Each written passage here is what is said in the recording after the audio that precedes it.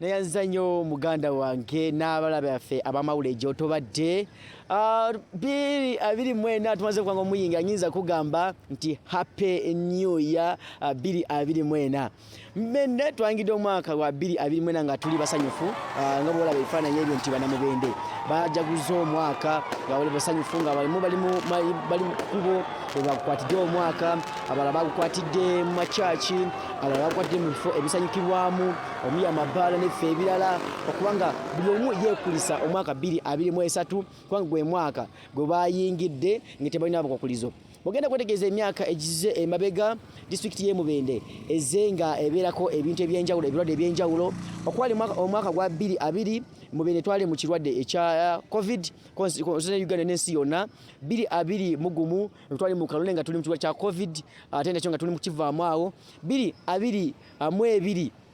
Mubende twalina ekirwadde kya Ebola ekyazingako wano Mubende ate ebintu byenjawulo n'abantu abamu ne bafa. So Mubende yo nga yo ebadizengeriko ebintu ebyenjawulo ebigitawaanya nadda kuva twayingira omwaka 2020 n'okweyongera mu maaso. So nti 2023 gwe omwaka gubadde omwaka gwa njawulo, gwe mwaka Bannamubende gwafundemu atendereza akalembereza kwanga bakola ebintu byabwe nga tebina kibakuba ku mukono kyola nti bayingiddemu nga basanyuka nga bajjaguza nga bakola ki nga batambula nga bali mufo ate kubanga buli omu ayanga bagamba guno omwaka gwabadde ate gwa njawulo. So 2024 nsubira nti nga district y'e Mubende ejja kubanga tuya ate yanjawulo nayo ekibere yasanyo kubanga tetulina bintu ejja kubanga bitawaanya kubanga fe abali wano mu center abali mu center wano Mubende. So nti n'ekyenjawulo kyabaddewo nti this time round okuyingira guno omwaka nti security yabadde gulugulu mu district y'e Mubende ebintu ebifo ebyenjawulo ebyakirizwa kubanga byakuba fireworks abakubituse ebiroliro byakirizwa ate nebitulisa mu bifo ebyenjawulo nga byonna ebiri organize wabula nti ebifo ebimu byaganiddwa okubanga bikola ate ndowooza nga obukwakuzi obusembayo tebabutuukiriza byaganwa kwanga bikola oba kutulisa ebiroliro naye nti security we yabadde mu bifo ebisanyukirwamu awasuubirwa abantu okubeera nga bagenda kukuŋŋaana okubanga bagenda kujaguza omwaka mu bifo ebya ku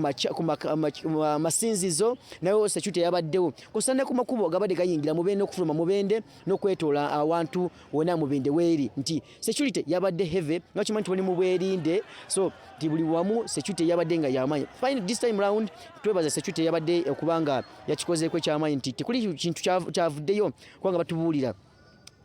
tukolede wano mawule wano tubana kutubuulira security nga Mubende twafunye wabaddewo benje bwabaddewo dada mu kujaguza kubanga ebirungi obibeera ate n'ebibi tebibulawo. So nti n'engeri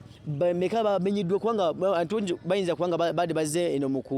kujaguza emyaka ate nawo ne batanka banga babamenye eri wadde security nti yabaddemu around wadde nti security etambula naawe. Nze eno katumusiime wano e Mubende. Kale webale nnyo Enoka tumusiime abe